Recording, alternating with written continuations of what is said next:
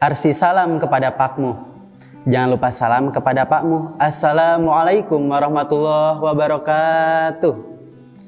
Alhamdulillahirabbil alamin. Wabihi nasta'inu ala umuri dunya wadin. Wassalatu wassalamu ala asrafil anbiya'i wal mursalin. Wa ala alihi wa sahbihi ajmain. Amma ba'du. Hangatnya cinta tak akan pernah terasa jikalau kita tak pernah memuja kepada zat Allah yang maha kuasa, ialah zat Allahu Azza wa Jalla. Sucinya hati tak akan pernah terisi jikalau kita tak pernah memuji kepada zat Allah yang maha suci, ialah zat Allahu Rabbul Ijati, dan senantiasa bersyukur kepada zat Allah yang maha Ghafur.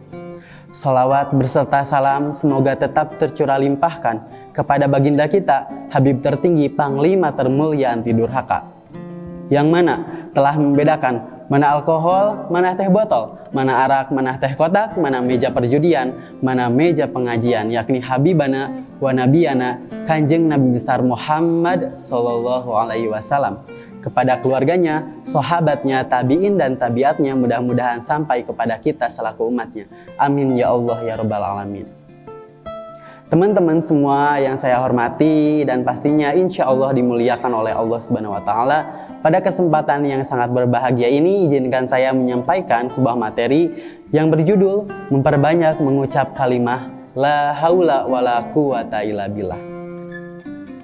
Mengapa dalam wasiat Rasulullah Shallallahu Alaihi Wasallam kepada Abu Dzar Al-Ghifari beliau mengucap kalimat la haula wala quwata illa billah?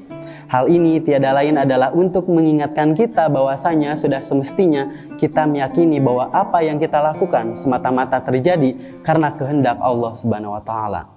Tidak ada hal apapun juga, besar ataupun kecil, yang terjadi di alam semesta ini karena kehendak Allah Subhanahu wa Ta'ala. Bumi berputar karena kehendak Allah Subhanahu wa Ta'ala. Manusia yang meninggal karena kehendak Allah Subhanahu wa Ta'ala. Seseorang yang menemukan jodohnya karena kehendak Allah Subhanahu wa Ta'ala. Terus bagaimana dengan yang jomblo? Apakah itu karena kehendak Allah Subhanahu wa Ta'ala? Pastinya itu karena kehendak Allah Subhanahu wa Ta'ala yang belum mempertemukannya dengan jodohnya. Sehingga sungguh tiada pantas bagi siapapun untuk merasa sombong dan tinggi hati atas apa yang telah ia lakukan. Kalimat ini juga meneguhkan kepada kita semua bahwasanya hanya Allah lah satu-satunya zat yang memberikan pertolongan kepada seluruh makhluknya. Seperti mana yang kita sering kali ucapkan ketika kita sedang sholat dalam Quran Surat Al-Fatihah ayat kelima. A'udzu billahi minasyaitonir rajim. Bismillahirrahmanirrahim. Iyyaka na'budu wa iyyaka nasta'in, yang artinya dan hanya kepadamulah kami memohon dan hanya kepadamulah kami memohon pertolongan. Tanpa kehendak dan pertolongan dari Allah Subhanahu wa Ta'ala, pastinya kita tidak akan mampu melaksanakan atau melakukan segala yang kita upayakan dan kita rencanakan. Bahkan sesuatu yang kita rencanakan pun adalah karena kehendak Allah Subhanahu wa Ta'ala. Contohnya, ketika seorang penuntut ilmu, dia tidak akan mampu sampai dan duduk di suatu majelis tanpa kehendak Allah Subhanahu wa Ta'ala yang mempersilahkannya ke tempat tersebut. Bahkan seorang penuntut ilmu ataupun seorang guru, pengajar ataupun dosen tidak akan mampu memerankan perannya dengan baik tanpa kehendak dan pertolongan dari Allah Subhanahu wa Ta'ala yang memfasihkannya untuk mengajar kepada murid-muridnya. Oleh karena itu teman-teman, apapun peran dan pekerjaan kita, tidak selayaknya kita merasa sombong. Tidak seharusnya kita merasa bahwa apa yang kita lakukan semata-mata murni karena kehendak kita sendiri ataupun karena jerih payah kita sendiri. Akan tetapi pasti ada Allah Subhanahu wa Ta'ala yang terjadi pada diri seorang manusia. Artinya ketika seseorang mengucap kalimat la haula wala quwata illa billah, tidak ada daya dan upaya selain dari pertolongan Allah Subhanahu wa Ta'ala, dengan sepenuh hati maka dia telah mengakui ketidakberdayaan dan kelemahan dirinya di hadapan Allah Subhanahu wa Ta'ala, dan dia benar-benar membutuhkan pertolongan dari Allah Subhanahu wa Ta'ala. Maka dari itu teman-teman, marilah kita sering memperbanyak mengucap kalimat la haula wala quwata illa billah.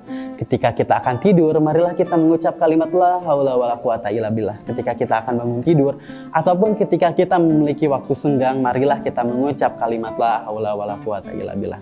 Ataupun ketika seorang ibu mengandung, daripada ibu itu menyanyikan lagu dangdut, sakitnya tuh di sini di dalam perutku, lebih baik mengucap kalimat la haula wala quwata illa billah. Begitupun ketika seorang ibu tersebut melahirkan dan memiliki seorang anak, ketika ibu itu ingin mengeong anak tersebut ataupun ingin membuat anak tersebut menjadi tidur, daripada menyanyikan lagu seperti ini, ayun ayun ambing di ayun aku samping, atuh anaknya ikut nangis sambil nyanyi, iya iya iya iya iya iya iya derwe pipis. Maka dari itu, marilah kita memperbanyak mengucap kalimat la haula wala quwata illa billah. Sekian mungkin yang saya dapat sampaikan. Teman-teman yang ada di rumah, kekurangan dan kelebihannya mohon dimaafkan. Kopi pahit jangan diminum tapi diberikan kepada Pak Muh. Saya pamit. Wassalamualaikum warahmatullahi wabarakatuh.